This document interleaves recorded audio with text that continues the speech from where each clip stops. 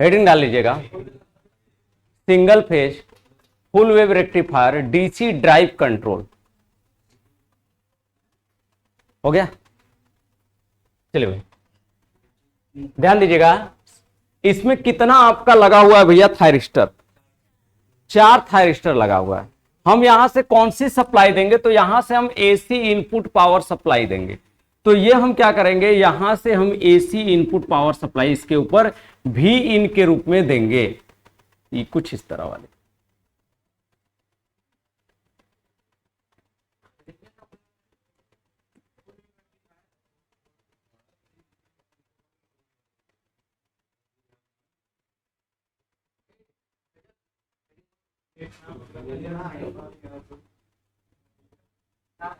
यही देंगे भैया, इसके ऊपर एसी इनपुट पावर सप्लाई।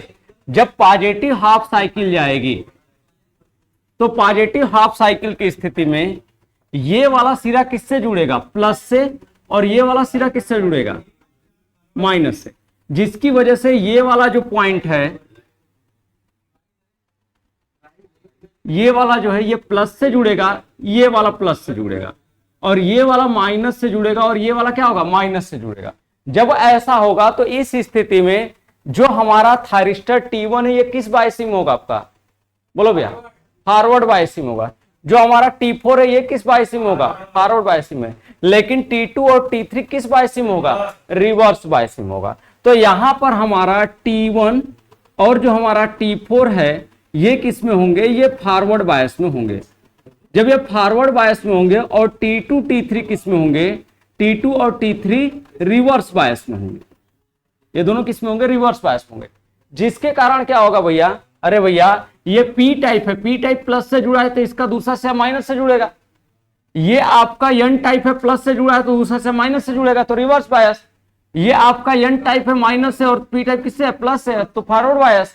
ये आपका माइनस है तो इसका दूसरा प्लस से, तो ये रिवर्स बायस। नहीं दिख रहा है क्या? अब उतना दिखाने की जरूरत है क्या? तो ये पॉजिटिव हाफ साइकिल पर जब पॉजिटिव हाफ साइकिल देंगे तो ये हमारा प्रोसीजर होगा आपका कि T1 और T4 जो होगा वो फॉरवर्ड बायस में होगा, और T2 और T3 जो होगा वो रिवर्स बायस में। जिसके कारण क्या होगा? जो धारा का प्रवाह होगा, जो आपका मोटर है उस मोटर पर जो धारा का प्रवाह होगा वो किसके कारण होगा? तो वह होगा यहां से इस तरह से होते हुए धारा जाएगी, यहां से होते हुए आपका ये इस तरह से मोटर से होते हुए गुजरेगी आपका कहां? ये मोटर से होते हुए आपका T4 से होते हुए कहां लौटेगी? आपका वापस अपनी सर्किट में लौटेगी। होगा भाई? तो ये आपका T1 और T4 से होकर के धारा फ्लो होगी, किसके लिए? आपका मोटर के लिए। तो अब इसमें भी क्या होगा कि जो हमारा थायरिस्टर T1 और T4 है ये भी क्या होगा भैया? अल्फा एंगल पर ऑपरेट होगा आपका। चाहे हम दोनों के अल्फा एंगल को चेंज करा दें, या चाहे तो दोनों के अल्फा एंगल को हम एक जैसा रखते हुए ऑपरेट कराएं। तो इनका अगर अल्फा एंगल जैसा हम रखेंगे वैसा हमको क्या होगा भैया? आउटपुट प्राप्त होगा। तो ये हमारा अल्फा एंगल हो गया, और इस अल्फा एंगल पे क्या होगा भैया? इस अल्फा एंगल पर T1 और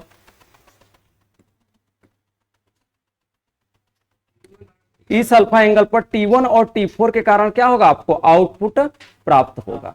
तो ये जो आपको आउटपुट मिलेगा ये किसके कारण मिलेगा? तो ये आपको मिलेगा T1 और किसके कारण? T4 के कारण प्राप्त, ये चीज होगा। आई बात समझ में? दूसरी जब हाफ साइकिल देंगे, जब इसके ऊपर कौन सी हाफ साइकिल देंगे? हम निगेटिव हाफ साइकिल देंगे। तो निगेटिव हाफ साइकिल की स्थिति में ये सिरा माइनस से और ये सिरा प्लस से जुड़ेगा, जिससे ये वाला माइनस से, ये वाला प्लस से। ये वाला क्या होगा भैया? ये वाला आपका सिरा माइनस से और ये वाला प्लस से। इस स्थिति में ये वाला सिरा जो है यहां से ये प्लस से तो ये माइनस से, यहां से ये वाला सिरा जो है ये प्लस से तो ये क्या होगा? माइनस से। तो इस स्थिति में दिखेगा आपको कि T3 और T2 जो है ये फॉरवर्ड बायस में है। तो जो हमारा T2 और T3 है ये किसमें भैया? ये फॉरवर्ड बायस में है ये। और जो हमारा T1 और T4 है ये किसमें है आपका? तो ये हमारा है रिवर्स बायस में।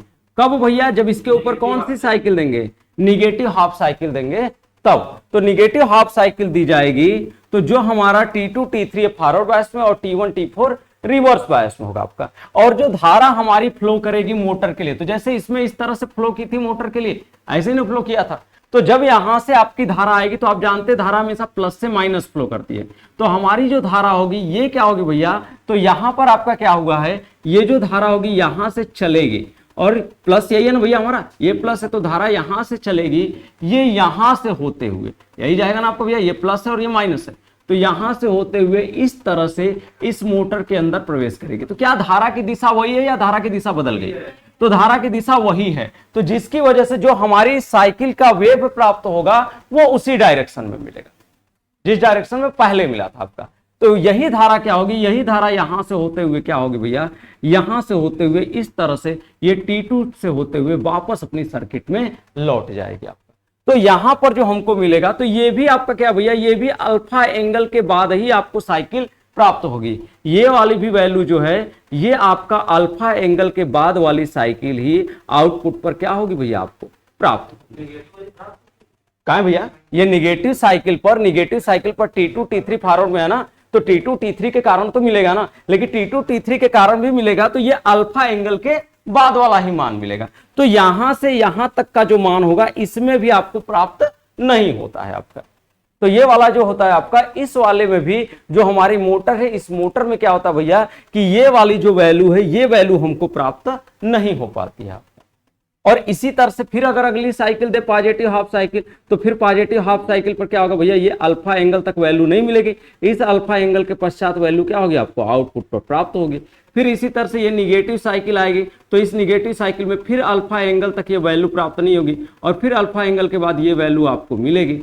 तो यहां पर ये वैल्यू आपको प्राप्त नहीं होती, ये वैल्यू आपको आउटपुट पर प्राप्त नहीं होगी। तो ये आउटपुट पर वैल्यू कब मिलेगी, अगर यहां पर भी हम क्या लगा दे, एक हम फ्री व्हीलिंग डायोड लगा दें, तो फ्री व्हीलिंग डायोड के लगाने के बाद क्या होगा, ये वाली वैल्यू जिसका मान आपको प्राप्त नहीं हो रहा है, यह मान आपको क्या होगा, फिर से पुनः आपको प्राप्त होने लगेगा, जो कि फ्री व्हीलिंग डायोड पर कुछ इस तरह का प्राप्त होगा, कुछ इस तरह का प्राप्त होगा।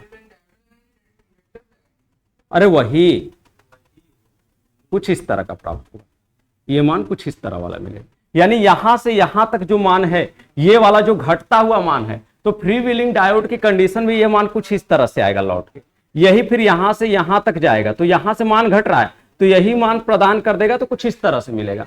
आगे फिर यही मान यहां से यहां तक मैक्सिमम, फिर इसका मान घटेगा तो ये अपना मान प्रदान कर देगा, तो कुछ इस तरह से मान मिलेगा। फिर यही मान यहां से यहां तक मैक्सिमम वाला, फिर ये मान अपना कुछ प्रदान कर देगा, तो ये कुछ इस तरह वाला मान मिलेगा इसको। तो ये वाला मान प्रदान होगा कब, आपका जब फ्री व्हीलिंग डायोड लगा देंगे तब।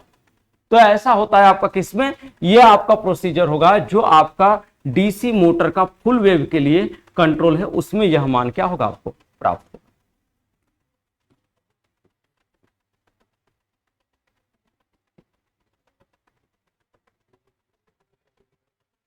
अगर दोनों का अल्फा एंगल चेंज कराएंगे, जैसे ट्रांजिस्टर T1 T4 का अल्फा एंगल चेंज कराएंगे, तो जितना आप अल्फा एंगल चेंज कराएंगे उसी के अनुसार वैल्यू आपको प्राप्त होगी। सर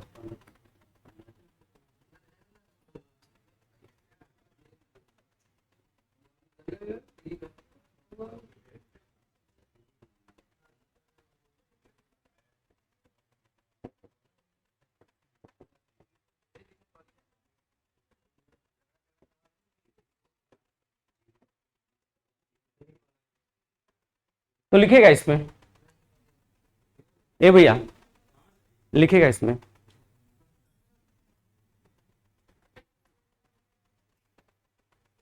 लिखेगा इस प्रकार के ड्राइव कंट्रोल में, इस प्रकार के ड्राइव कंट्रोल में कुल 4 एससीआर ब्रिज के रूप में लगे होते हैं, कुल 4 एससीआर ब्रिज के रूप में लगे होते हैं।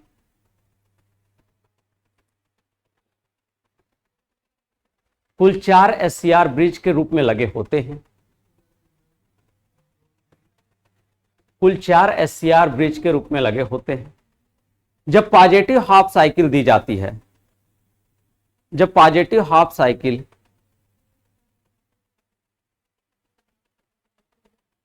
जब पॉजिटिव हाफ साइकिल दी जाती है, तो उस स्थिति में T1 और T4 फॉरवर्ड बायस में तथा T2 T3 रिवर्स बायस में होते हैं। T1 T4 फॉरवर्ड बायस में तथा T2 T3 रिवर्स बायस में होते हैं।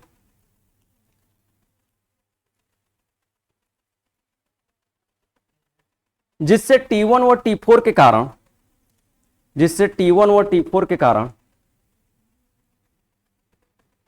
धारा का प्रवाह होता है। T1 व T4 के कारण धारा का प्रवाह होता है।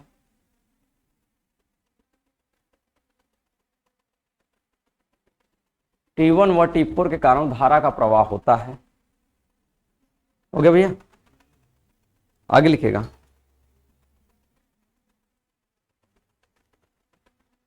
और इस T1 और T4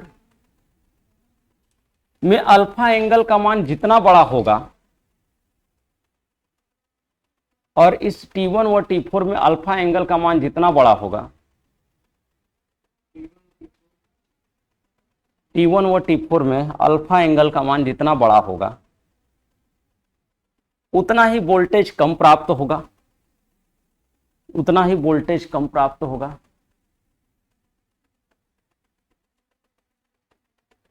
उतना ही वोल्टेज कम प्राप्त होगा।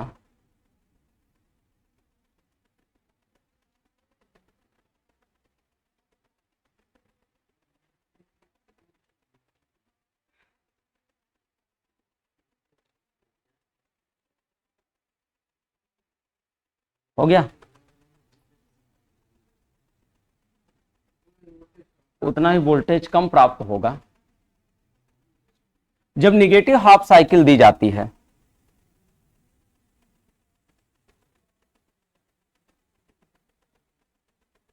तो T1 T4 रिवर्स बायस में, तो T1 T4 रिवर्स बायस में, T1 T4 रिवर्स बायस में तथा T2 T3 फॉरवर्ड बायस में होते हैं, तथा T2 T3 फॉरवर्ड बायस में होते हैं।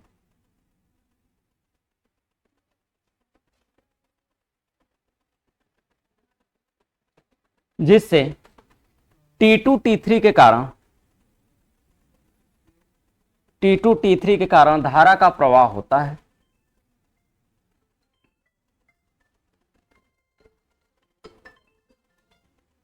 T2 T3 के कारण धारा का प्रवाह होता है। T2 T3 के कारण धारा का प्रवाह होता है। इसके भी अल्फा एंगल को, इसके भी अल्फा एंगल को परिवर्तित करके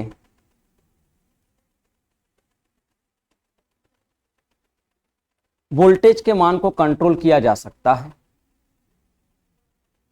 इसके भी अल्फा एंगल को परिवर्तित करके वोल्टेज के मान को कंट्रोल किया जाता है।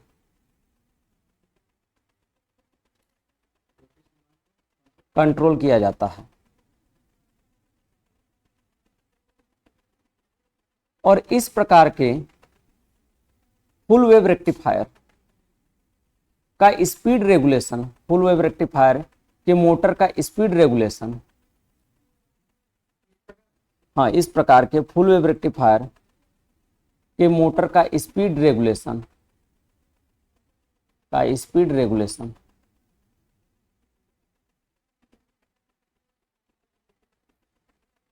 स्पीड रेगुलेशन किससे अच्छा होता है भाई?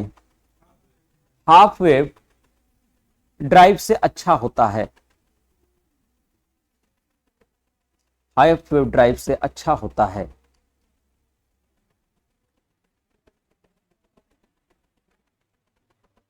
और इसके